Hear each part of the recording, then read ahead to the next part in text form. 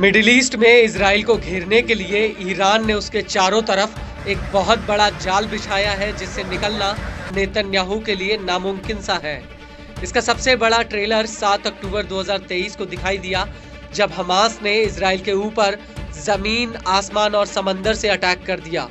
इसके बाद लेबनान का हिजबुल्ला और यमन का हूती इस जंग में कूद पड़े और इन दोनों के बाद सीरिया और इराक प्रतिरोधी समूहों ने इजराइल के खिलाफ मोर्चा खोल दिया, जिसकी वजह से इजराइल चौतरफा युद्ध मोर्चों से घिर गया। दरअसल ईरान इन सभी गुटों को हथियारों की सप्लाई, फंडिंग और ट्रेनिंग देता है और इन सभी मुखौटा संगठनों में ईरान के लिए हिजबुल्ला सबसे ज्यादा अहम है। लेकिन सीरिया में बशर अल असद की सरकार गिरने से ईरान को बहुत बड़ा झटका लगा। वो इसलिए क्योंकि ईरान सबसे पहले अपने हथियारों को सीरिया में भेजता था और सीरिया से ये हथियार हिजबुल्ला को भेजे जाते थे। लेकिन असद की सरकार जाने के बाद हिजबुल्ला की सप्लाई लाइन पूरी तरह से ठप हो चुकी है और ईरान के लिए हिजबुल्ला का कमजोर होना मानो खुद ईरान का कमजोर होने के बराबर है। और अब इसी कड़ी में एक बहुत बड़ा खुलासा हुआ है, वो ये है कि अब ईरान हिजबुल्ला को हथियार सप्लाई करने के लिए एक सीधा एयर कॉरिडोर बनाने पर विचार कर रहा है। इसके बनने से हिजबुल्ला को फिर से हथियारों की सप्लाई शुरू हो जाएगी।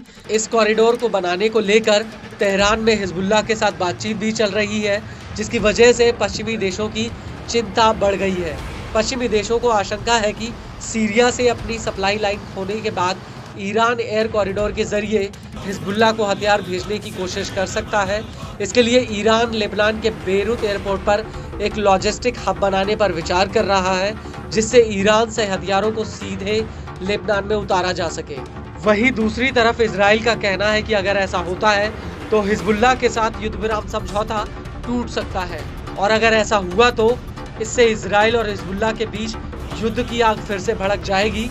और इजराइल का ये भी कहना है कि वो लेबनान में युद्ध विराम को पूरी तरह से लागू करेगा और अगर जरूरत पड़ी तो इसे ताकत के साथ लागू भी करवाएगा। इजरायली मीडिया का कहना है कि इजराइल पहले ही ईरान से लेबनान जा रहे एक कार्गो विमान को इंटरसेप्ट कर चुका है और इजराइल का मानना है कि ईरान ने इस विमान में हिजबुल्ला को हथियार भेजे थे।